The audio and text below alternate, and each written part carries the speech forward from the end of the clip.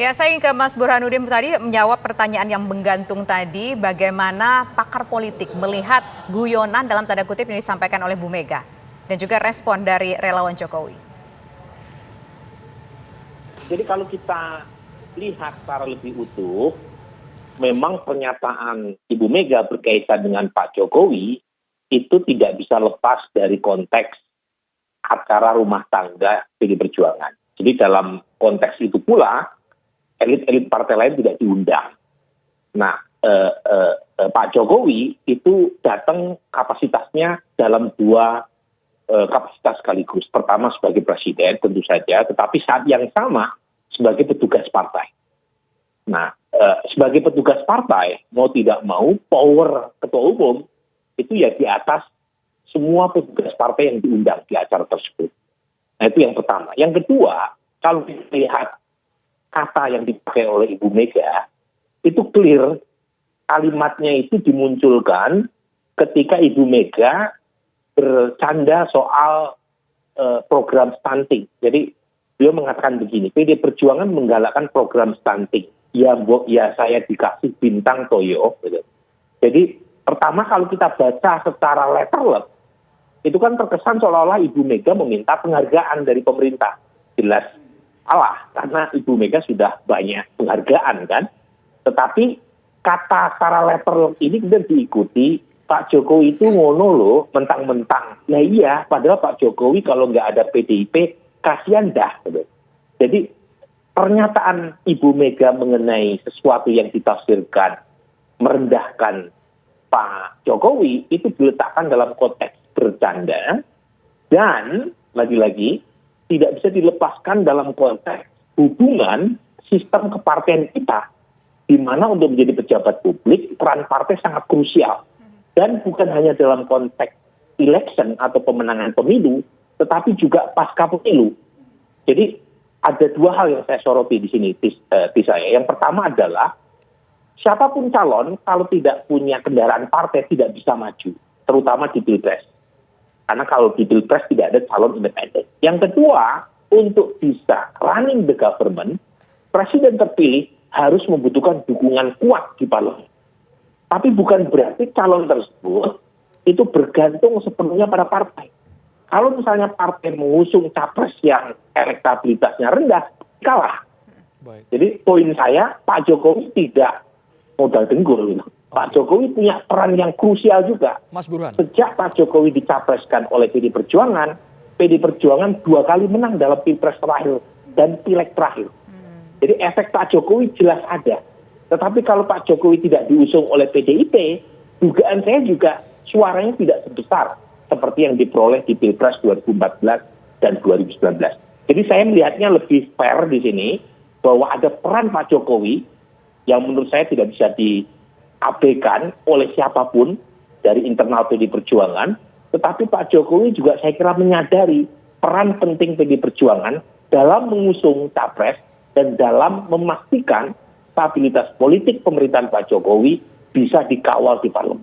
Mas Burhan, tapi yang lebih dominan apakah figur Jokowinya di pemilu 2014 atau kendaraan atau partainya, Mas? Nah, dalam konteks sistem politik kita yang makin personal, itu memang peran figur menjadi sangat krusial, Andro ya. Jadi makanya kita mengenal yang istilah teksnya namanya split ticket voting. Jadi pilihan elit partai dalam mengusung capres atau kepala daerah belum tentu diikuti oleh basis konstituen partainya sendiri. Kenapa? Karena tingkat kedekatan pemilih terhadap partai merosot. Jadi orang lebih melihat figur ketimbang partai. Tapi dalam konteks Pilpres 2014-2019, PDI Perjuangan juga punya kontribusi besar. Kalau misalnya Pak Jokowi tidak diusung oleh PDI Perjuangan, dugaan saya elektabilitas Pak Jokowi berkurang kurang lebih 3-5%. Dan dalam konteks Pilpres 2014, di mana selisihnya tidak terlalu jauh dengan Pak Prabowo, itu menjadi menentukan dukungan dari PDI Perjuangan, meskipun Pak Jokowi populer. Jadi menurut saya, kita tidak bisa secara diametral mengatakan peran partai atau peran capres lebih penting. Tetapi harus lebih rendah hati untuk mengakui kedua-duanya punya kontribusi dalam memenangkan perhelatan atau kontestasi elektoral. Ya, Mas Burhanuddin, kalau kita melihat juga tentu gestur yang mungkin disampaikan Pak Jokowi memang terlihat tersenyum dan juga tertawa di sana. Dan kemudian juga kita lihat bahwa Pak Jokowi hari ini mengatakan dalam sebuah acara sebuah partai menyatakan bahwa mendukung Yusril Iza Mahendra. Apakah ini ada satu benang merah yang bisa kita tarik atau seperti apa? Ya, memang orang bisa berspekulasi ya. Jadi jangan-jangan bercandanya Ibu Mega itu juga bagian dari kritik halus yang dilontarkan Ibu Mega kepada Pak Jokowi karena terlalu sering mengobrol endorsement kepada Capres. Jadi padahal PD Perjuangan belum mengeluarkan Capres kan. Jadi seolah-olah candaannya itu juga mengandung pesan tersembunyi. Nah, bisa juga apa yang disampaikan oleh Pak Jokowi dalam acara Rakornas Partai Bulan Bintang itu respon balik terhadap candaan Ibu Mega. Jadi orang bisa berspekulasi macam-macam, tetapi yang pasti bisa, ini saya lihat ya dari waktu ke waktu, memang Pak Jokowi kalau hadir di acara partainya sendiri itu terkesan kurang rileks. Ini apa namanya hasil analisis saya ya kalau melihat gesturnya. Dugaan saya karena memang di partainya sendiri yang punya aura itu adalah Ibu Mega. Sementara kalau hadir ke partai lain, aura Pak Jokowi itu melampaui para ketua-ketua umum yang lain. Makanya Pak Jokowi kadang jauh lebih rileks, lebih santai kalau diundang acara di Golkar, Perindo, bahkan sebelumnya Nasdem, kemudian partai-partai yang lain. Tetapi di PD Perjuangan mataharinya ya Ibu Mega sebagai ketua umum. Makanya kemudian terkesan Pak Jokowi itu terlihat kurang rileks gitu, dibanding kalau menghadiri acara-acara partai lain di mana Pak Jokowi powernya itu melampaui para elit ketua umum partai lain. Baik, kita coba ke Mas Arya Bima kembali. Mas Arya, kalau ada interpretasi dari pihak lain yang mengatakan, wah ini di forum yang dihadiri oleh puluhan ribu kader PDIP, kesannya Jokowi direndahkan Mas, dilecehkan oleh ketua umumnya sendiri. Seperti apa Mas Arya? Kalau di internal kami selalu tidak ada yang direndahkan dan ditinggalkan. Semua dikembalikan pada role berpartai. Jadi selesai acara itu justru Pak Jokowi dan Ibu bertanda cukup lama. Bahkan saya mengamati betul para menteri yang lainnya sudah pulang. Kedua beliau saling guyonan di ruang makan dan Pak Jokowi pulang yang terakhir di antara para menteri dan para petinggi lainnya. Jadi saya akan tegaskan lagi karena tadi terputus. Intinya yang disampaikan ke Ibu itu saya garis bawahi dalam konteks berpartai dan bernegara.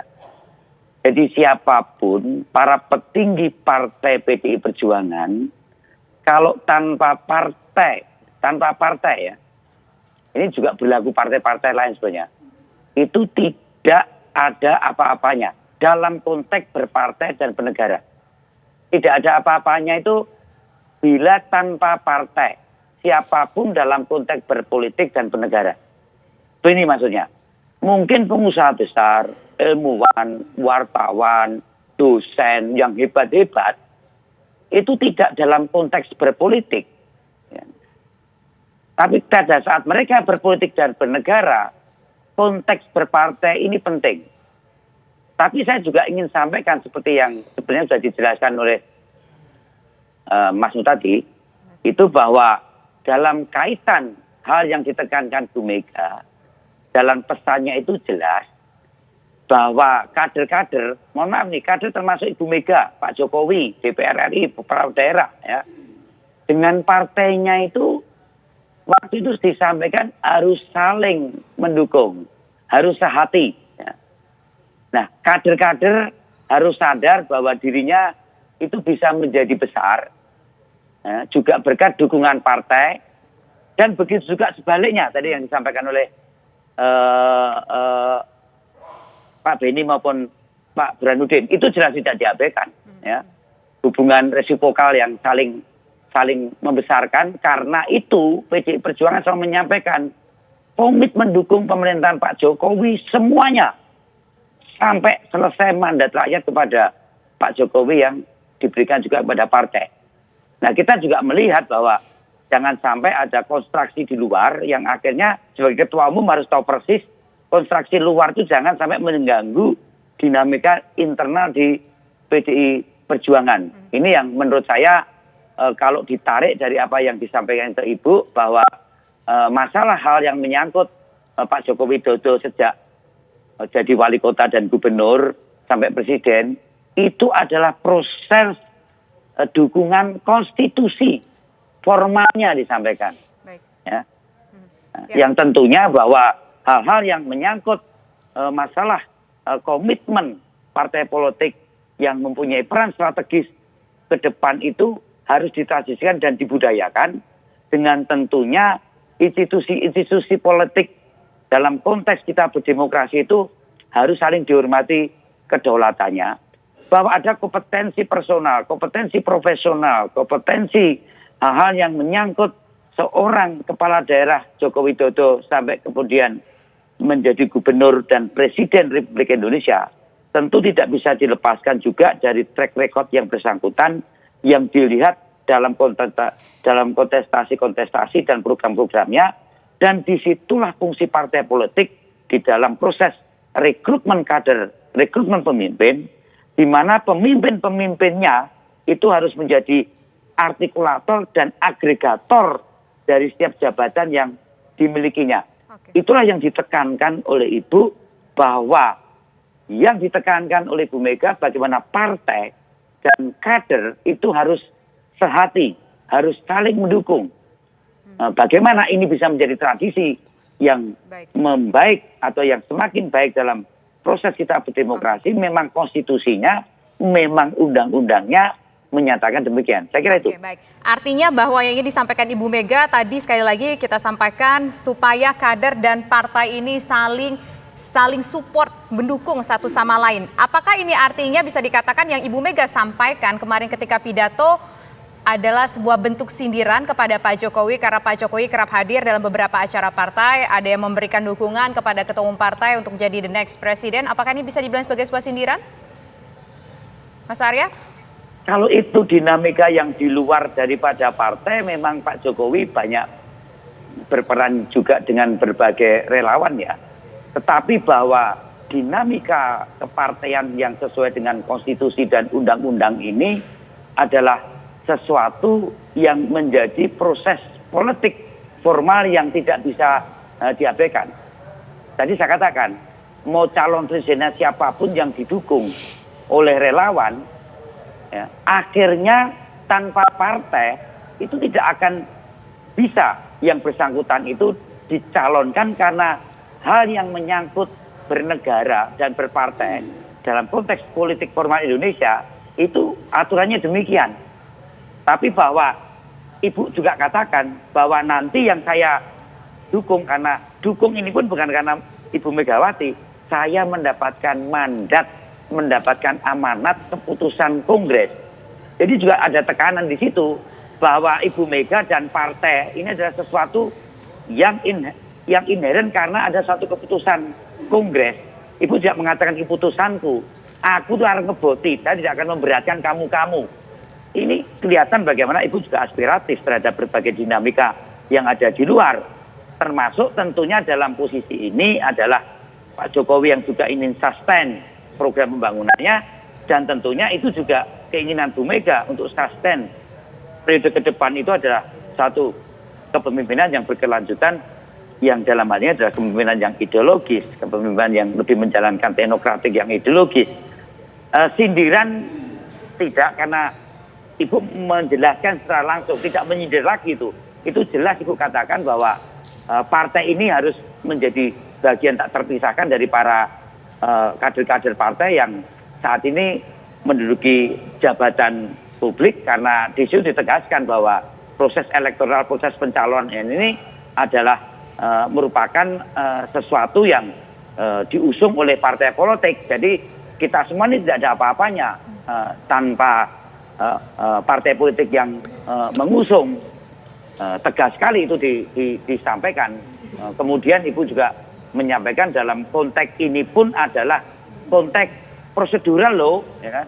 Konteks sistem politik kita loh, sistem kita bernegara loh, kita ini harus melihat bagaimana partai politik menjadi suatu sarana di dalam setiap kader untuk kepemimpinan saat menjadi pejabat publik. Ini yang menurut saya penting di garis bawahi, dan bagaimana hubungan partai dengan hubungan para kader itu harus sehati, saling mendukung, dan tentunya akan berakibat sebaliknya kader pun juga ikut berakibat membesarkan partai PDI Perjuangan yang ada. Saya kira itu. Tapi sebenarnya kalau relawan Pak Benny Ramdhani melihatnya antara Joko Widodo dan juga Ketua Umumnya Megawati Soekarno Putri, apakah sudah berjarak seperti tadi dikatakan Mas Burhan, kalau Pak Jokowi hadir di parpol lain lebih lepas, lebih rileks seperti itu dibandingkan di internal partainya sendiri, Pak Benny? Oke. Kami tidak melihat itu ya. Saya melihat hubungan Pak Jokowi dengan Mbak Mega sejauh ini baik-baik saja ya. Dan dalam pertemuan dengan berbagai relawan, Pak Jokowi juga cukup enjoy, santai jika berbicara dengan kami. Dan Pak Jokowi juga menggambarkan bagaimana hubungan-hubungan relasi politik ya sebagai presiden dengan pemimpin-pemimpin partai politik, termasuk dengan Mbak Megawati, seorang tokoh partai besar yang memiliki sejarah panjang dalam pergolakan politik dan bahkan mengalami penindasan ya di era Orde Baru. Kemudian juga dalam kontestasi Pilpres, Ibu Mega juga pernah ya terlibat dalam 2 kali pencalonan di 2004-2009.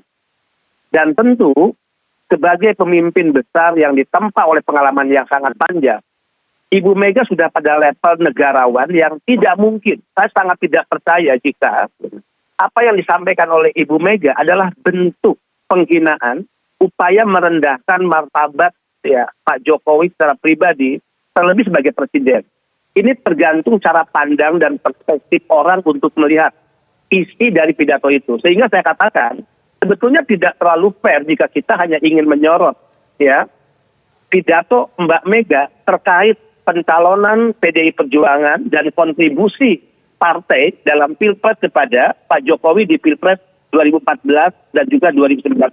Saya katakan tadi, pidato Ibu Mega ini mendapatkan apresiasi yang sangat luar biasa, dan justru kami juga relawan. Multi perspektif, multi dimensi bagaimana Ibu Mega memberikan arahan.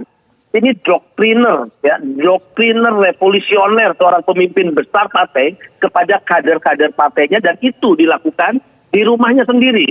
Nah, saya ingin mengatakan sebetulnya yang ingin disampaikan oleh Ibu Mega adalah bagaimana ya doktrin kepada kader-kader partai, apakah yang sekarang saat ada di legislatif, kemudian juga kepala daerah, atau mereka yang akan berkontestasi di 2004.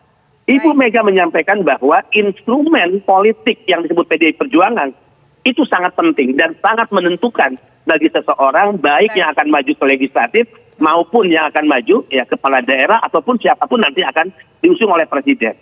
Nah, Ibu Mega menggambarkan bagaimana Presiden Jokowi diusung 2 kali dan bahkan lahir menjadi pemenang.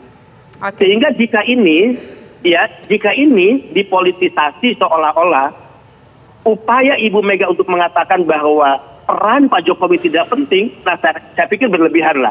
Saya yakin PDI Perjuangan sebagai partai besar memiliki kesadaran ideologis, kesadaran revolusioner bahwa Pak Jokowi kehadirannya juga memberi kita kontribusi sudah dapat besar poinnya bahwa PDIP. dari relawan Jokowi sendiri pun merasa sah-sah saja, tidak ada yang di situ mempermalukan Pak Jokowi ataupun segala macam yang berbau negatif. Baik, terima kasih Pak Benny, terima kasih juga Mas Arya, terima kasih Mas Burhanuddin sudah berbincang bersama kami di program Kabar Petang. Selamat petang Bapak-Bapak semua.